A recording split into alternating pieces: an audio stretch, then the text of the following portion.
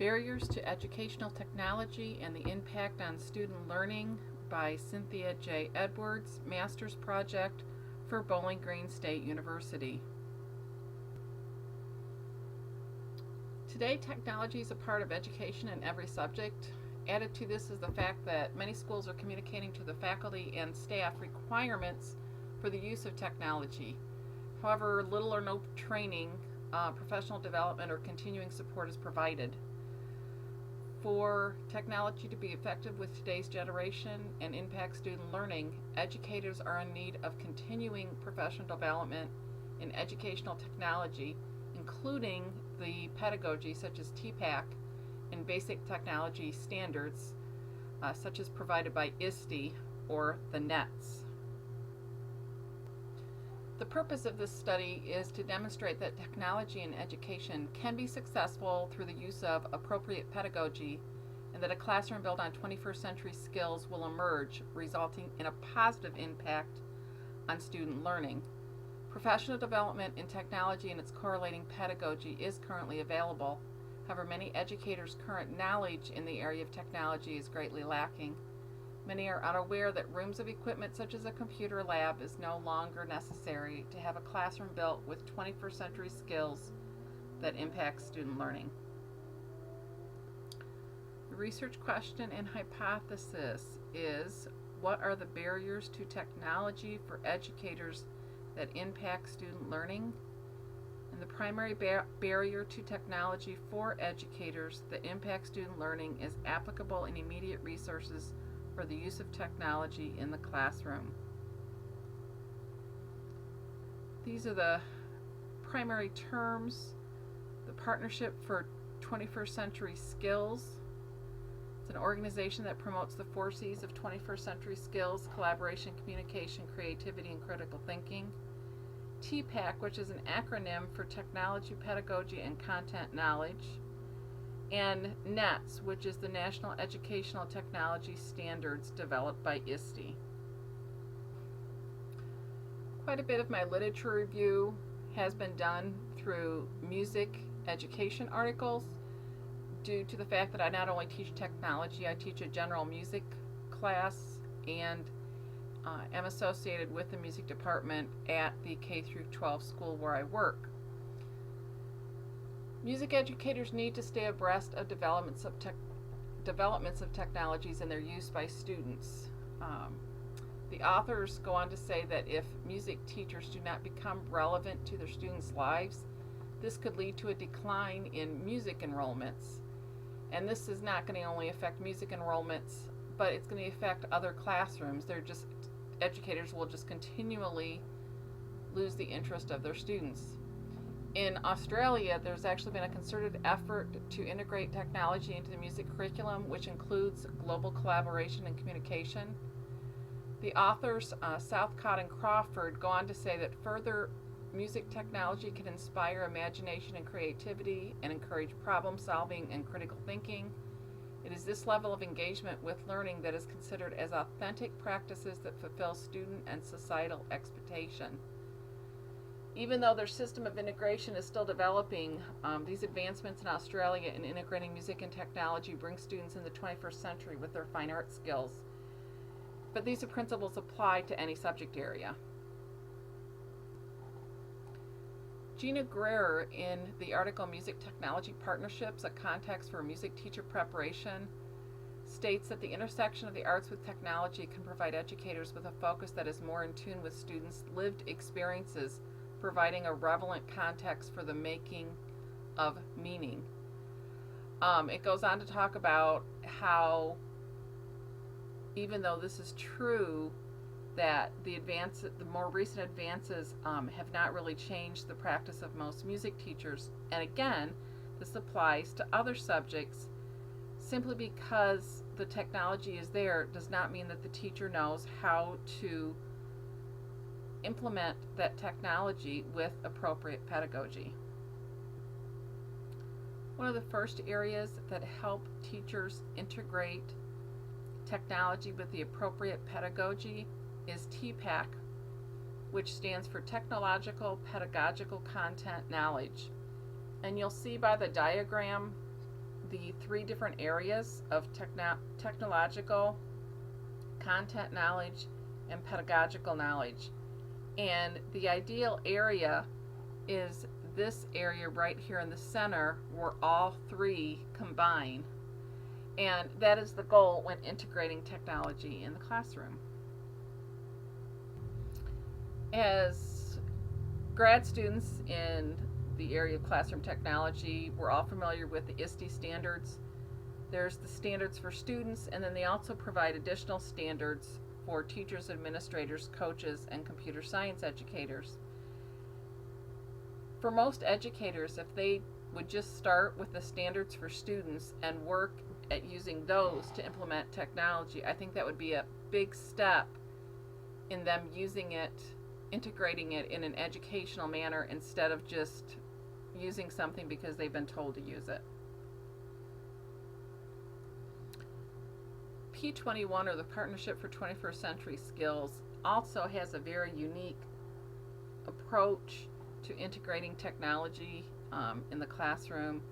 They actually have, if you look at the picture there, the core subjects, and then these other items are built around it. And then you can see how they've even combined standards and assessments, professional development, etc., and how they've really encompassed all the different areas into the skills for the 21st century. In a very interesting article, How People Learn and What Technology Might Have to Do with It, the author really summarizes 4 points that really just blend right into the world of education. That learning occurs in context. Learning has got to be applied to the student's life. Otherwise, they just zone out because they do not think it applies to them. Learning is active, allowing the students the creativity in every subject and every classroom. Learning is social. Most students are used to working in groups. But again, we need to take that to the next level and go outside of the brick buildings that we have today. Learning is reflective. Again, music performance itself is many times a reflection of the performer. This can be brought to the 21st century by not just a one-time performance, but a nearly unending life on outlets such as YouTube. In other subjects, an excellent source to be used for a reflective device is a blog. In another excellent article, Transforming Music Teaching via Technology, the Role of Professional Development, really what the authors say in this article can be applied in any classroom with technology, that there are 5 stages of technology integration in the classroom. First, it's the entry or the introduction of it. Then it is adopted. As it's adopted, there is an adaptation of it where that teacher makes it personal for their room. And then it continues on to appropriation and to invention. On the average, this article states it can take as much as 30 hours of use by the teacher before they get to that last stage. Basically, education and technology can go together. This quote by Amy Burns is discussing the elementary music classroom, but this applies to any classroom that utilizes technology appropriately, that it can reach all students, those on both ends of the spectrum and those in the middle. Jay Dorfman really sums this up nicely when he says that while we strive to meet the needs of P through 12 students, teacher educators miss the boat when we fail to prepare teachers adequately for using technology as a fundamental pedagogical instrument. All right, the design of my project, an action survey design, will examine the current state of the classroom and the need for additional training. This design was chosen not only because of what I have seen in my classroom, but also classrooms and other subjects through my responsibilities in technology support. This will use purposive sampling, and it will be using the teachers at Emmanuel Christian School, excluding the aides and the support staff. There's a group of 26 teachers, and this group was chosen due to the fact that it would be the first to benefit from the results of the research. As a private charter K-12 school in the state of Ohio, this group would also be able to provide information from teachers in multiple grades and subjects. Assuming a 60% participation on the survey, this would result in 15 responses. The instrumentation in this research has 3 different parts. The first is there's going to be a cross-sectional pre-survey, which will be used to examine the areas of the current use and knowledge of technology in the classroom, what sources are used and available, and the teacher's viewpoint of the use of technology in the classroom. That pre-survey has already been completed, and the teachers are in the process of using the ECS tech support site 2 to 3 times a week for 4 weeks, after which they will receive an email with the post-survey. The post-survey will primarily cover what they felt was the most and least beneficial features on the site to removing the barriers to technology and its impact on student learning. They will also be asked what could be added to the site to meet the same goal. An overview of the ECS tech support site, and we'll actually look at some of the pages here in just a second. There's the welcome section, which has the items that the teachers are going to use the most. There is a contact tech support form right here at the very top. This is where teachers submit tech support requests. I keep an eye, it is a Google form, so the responses go to a spreadsheet immediately. Myself and the other tech coordinator can see this spreadsheet at any time during the day and help the teachers and what they need. Current news covers items in technology that they need to be aware of. For instance, when our BrainPop subscription was upgraded, I was able to put that in current news so that the teachers knew that the new features that had become available were now available. Special services is another form that we've made available online for teachers to fill out, eliminating some paper and making it easier for the special services teacher to receive those requests. There's an audiovisual section. There is a section for educational technology integration.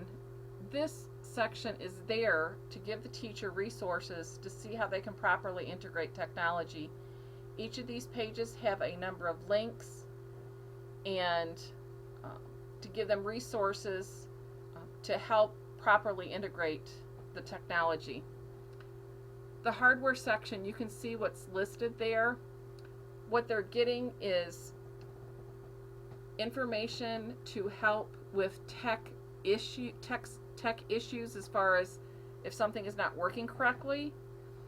That's primarily what's in the hardware. There are some resource sites to help them use that hardware more effectively.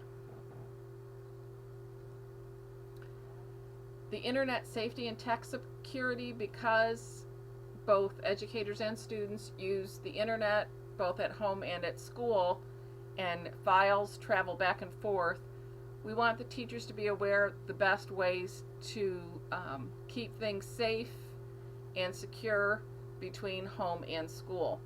Networking helps the teachers understand how the network, our internal school network, functions. This is especially helpful for new teachers if they do not know how our network functions. The software section is actually quite small because so much of what we use has went to the cloud or to Web 2.0. But the primary software, and this is what's on the site, is the Microsoft Office 2013, the Smart Notebook software, and the Windows 7 operating system. We also have a number of things under the Web 2.0 that, and most of these are things we're already using at school. There are a few things I've added of, you might want to look at these, or a few teachers are using these.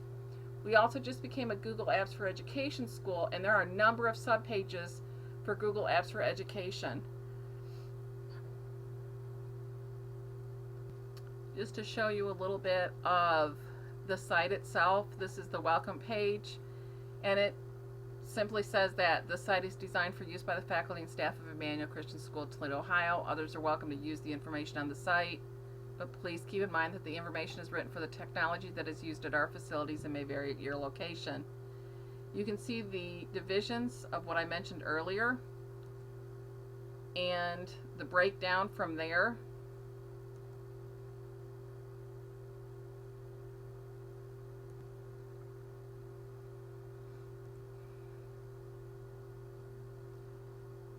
This is the tech support form that the teachers complete.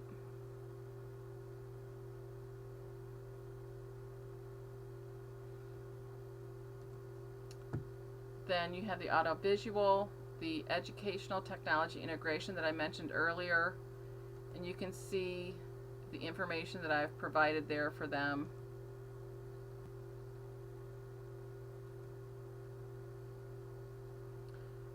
Hardware, same thing. It gives them no passwords or codes are ever given on this site. If they're needing a code or password, they're told to fill out a tech support form and we will get it to them.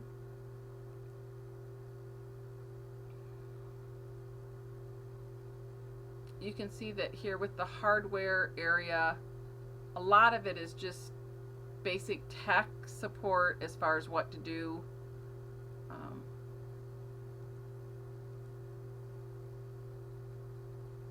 There's several videos in different areas throughout the site.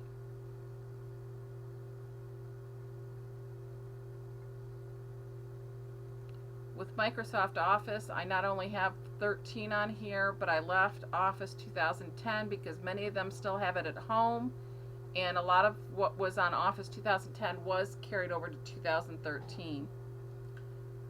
Same with Smart Notebook. There's a large amount of information here for what changed with that, but I left what was added with version 11 because everything carried over with 14 with the additions that they made to 14, and then Windows 7. Web 2.0, again, various, again, there's a tour, that video that they can watch. There's general resources of sites that we use or have subscriptions to. You can see the large section here for Google Apps for Education. We do have Google Classroom now too, so we've been doing that. There's a number of videos through here and again, a number of resources. We've used Dropbox quite a bit this past year or two. RenWeb is our learning management system, and then RenPlace is Accelerated Reader. So that is an overview of the tech support site. After the post survey, the results of both the pre and post survey will be analyzed. Possible modifications will be made to the ECS tech support site. Additional research may be attempted in 2015 through other educators. I have contacts at a school that may be interested in doing some research of this type, and they have quite a large staff or a large group of teachers. And then I've also spoken with someone who oversees an educator Facebook group that is quite large and actually worldwide, and she has given me permission that I could conduct this research through them also. So that way the results of this could be more generalized to the population. I look forward to finishing this up in the next 30 days or so and seeing the results. Stay tuned.